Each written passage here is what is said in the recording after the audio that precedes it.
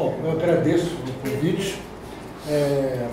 A minha palestra, vocês vão ver que ela tem muitos números, muitos gráficos. A palestra vai ficar com vocês. Eu acho que o setor elétrico brasileiro, os números falam por si.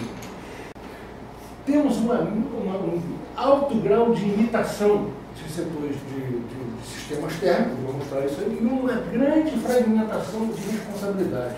A complexidade pode ser sintoma de incompatibilidade, que é o que eu acho que é o sistema brasileiro. Meus amigos, bem-vindos ao Infopetro, um programa do canal GE. Hoje nós estamos aqui com o engenheiro Roberto Araújo para conversar conosco sobre a crise do setor elétrico brasileiro.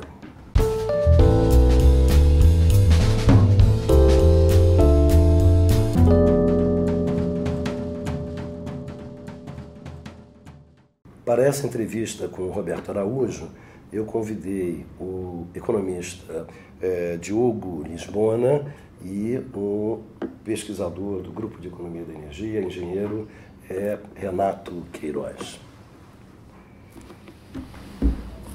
Para começar, Roberto, eu gostaria inicialmente de... Você é uma pessoa importante dentro do setor, um estudioso dentro do setor e hoje à frente de uma organização importante e que discute muito os desafios do setor elétrico brasileiro, que é o Ilumina. Então eu gostaria de começar essa conversa com você falando para a gente aqui um pouco sobre o que é o Ilumina.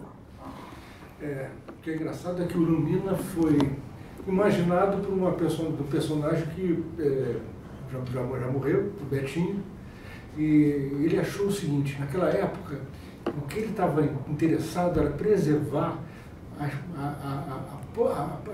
entrada das estatais no interior brasileiro, achando que as estatais tinham a capacidade de organizar as carências que já existiam, sempre existiram, né? E que esse mercantilismo que parecia que ia atuar sobre as estatais, iam atuar também como empresas mercantis, ele achava que isso ia ser perdido. E na realidade foi perdido mesmo. Na realidade a gente tem hoje uma visão de que as empresas estatais não têm uma diferenciação das empresas privadas, né? A gente tem uma visão ainda de que as hidroelétricas são fábricas de quilowatt-hora concorrendo com outras, por exemplo, uma térmica é uma fábrica de quilowatt-hora, não tem mais nada disso. Mas uma hidroelétrica não tem condição de ser uma fábrica de quilowatt-hora. Roberto, justamente pegando esse ponto, que é a grande característica do setor elétrico brasileiro, que são as hidrelétricas, eu gostaria que você falasse um pouco sobre as especificidades do setor elétrico brasileiro, porque no setor hidráulico nós temos o Canadá, temos o Brasil, temos a Noruega, um pouquinho dos Estados Unidos, né? Mas somos um pouco diferentes do resto. Por que nós somos diferentes dos outros setores? Em que nós somos diferentes? O fato de a gente ser hidrelétrico não é a nossa grande diferença. Eu acho que a grande diferença é a capacidade da gente guardar água nos reservatórios. E aí só tem um setor parecido, que é o canadense. O canadense ele tem o mesmo dilema brasileiro. Eu guardo água hoje para atender o consumo no futuro ou eu gasto hoje? Esse que é o grande dilema que não ocorre nos outros setores, que mesmo com hidroelétricas, mesmo com a predominância hidroelétrica, isso não acontece. Na Noruega não acontece isso. Os reservatórios da Noruega é a neve que vai ser descongelada. Eles podem até calcular, mas eles não têm controle de gelo. Na realidade, não tem uma válvula que deixa que a neve descongele. Então, na realidade, nós temos essa capacidade de pensar o que nós estamos fazendo com a reserva hoje para atender a demanda do futuro. É interessante esse ponto, mas hoje discute-se se nós vamos continuar a ter hidrelétricas ou não, porque há a questão da hidrologia. O governo diz que em 2014 foi uma seca como jamais vista e que o sistema tem que ser hidrotérmico e a hidrelétrica começa a perder um pouco essa importância. O que você tem a falar sobre isso? Continuaremos sendo hidrelétricos, ainda porque o Canadá como país inteiro, ele não tem uma proporção muito grande, porque algumas províncias não têm. Então, digamos, eu acho que por volta de 40%. O Brasil tem 70% de capacidade instalada de hidrelétrica. O problema é o seguinte: eu acho que nós temos que entender que esse modelo de que a gente tem que fazer usinas com reservatórios para conseguirmos gerenciar essa reserva ao longo do tempo, esse é que está acabado. A gente não consegue adicionar reservatório em tamanho suficiente para manter a mesma relação que nós tínhamos no passado com a carga. O reservatório se relaciona com o quanto você consome. Então, se você fizer uma relação da reserva com a carga, isso vem diminuindo, como se a caixa d'água estivesse diminuindo. Como se estivesse na sua casa e você olhasse a caixa d'água vai diminuindo. Você tem que mudar a sua gestão, senão você não vai conseguir. Então, essa visão de que a gente vai construir novos reservatórios, eu acho muito complicado. E aí eu acho que eu pego outra vez a questão do Betinho. Nós estamos nos afastando da possibilidade de construir reservatórios, porque nós estamos nos afastando das outras questões, das outras externalidades que existem numa área tão grande quanto o reservatório. Isso vai criar mais resistências aí, porque nós vamos construir menos reservatórios do que nós precisamos. Essa mudança de modelo que a gente está assistindo gradualmente, né, porque a importância relativa dos reservatórios está diminuindo e a operação ela tem que se modificar com essa mudança de paradigma, né? Essa caixa d'água está ficando menor, então a participação térmica, que era mais coadjuvante, passa a ser mais protagonista. Só que a gente não contratou um parque térmico pensando nisso e, por hora, não está contratando um parque térmico pensando nisso.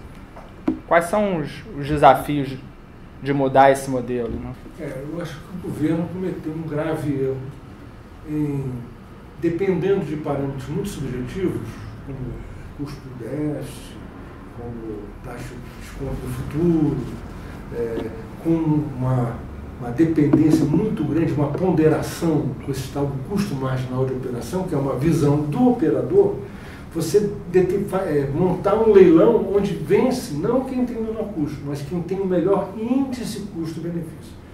Então, quando você coloca uma visão que alguém calcula um índice custo-benefício, ele pode estar errado, e não foi o caso. Porque ao invés de se contratar usinas mais baratas e que pudessem entrar na base, e aí veio toda uma questão do gás, que eu sei disso, uma questão, nós contratamos as usinas que eram para ser usadas esporadicamente. Então contratamos usinas caras que, pela essa distorção dos benefícios, elas não vão ser usadas. Portanto, o custo dela é pequeno. Ela vai ser usada só quando estiver perto do racionamento. Só que quando você faz isso, alguém tem que gerar no lugar delas, porque é contabilizada na oferta. Quem gera no lugar delas? As hidráulicas. E aí você esvazia os reservatórios. Então a gente primeiro esvazia a reserva hídrica para depois acionar uma reserva muito mais cara. Né? A gente administra a nossa reserva da pior maneira. Exatamente. Na verdade, essa discussão não se resume apenas à questão da metodologia do setor, dos leilões do setor elétrico. Entra também a questão de como é que a gente compatibiliza essa visão do petróleo com o setor elétrico, porque eu lamento que a questão do gás, às vezes, ninguém conversa disso. A coisa mais importante, talvez, para o setor elétrico seja as usinas a gás, que pudessem ter um sistema um pouco mais barato, que elas pudessem entrar na base. Se elas entram na base, nós voltamos a ter a regularização plurianual, porque as hidrelétricas veriam apenas um pedaço da carga. O outro pedaço era tratado com outras usinas. E aí você pode pensar outra vez, olha, essa água desse ano, vou guardar para o ano que vem. Por enquanto, do jeito que está, não está dando. Quer dizer que você acha que a operação do sistema hoje é primordial, a operação de como eu operar esses reservatórios? Me parece que a formação desse custo marginal de operação que indica a ligação ao uso das térmicas ou não, me parece estar equivocado. O que é grave, porque o custo marginal de operação ele é uma espécie assim, de eminência parda dentro do setor. Ele define não só o despacho da térmicas, ele define o preço de liquidação no mercado à vista, ele define as capacidades de garantia física, que é o que é negociado. É uma espécie de eminência parda. Então, se ele tiver uma formação de preço errada, pode ser, por exemplo, através de um custo de déficit subavaliado, então está tudo errado. Apesar do radicalismo dessa frase, mas é triste. Você não acha que os técnicos sabem disso? Sabem.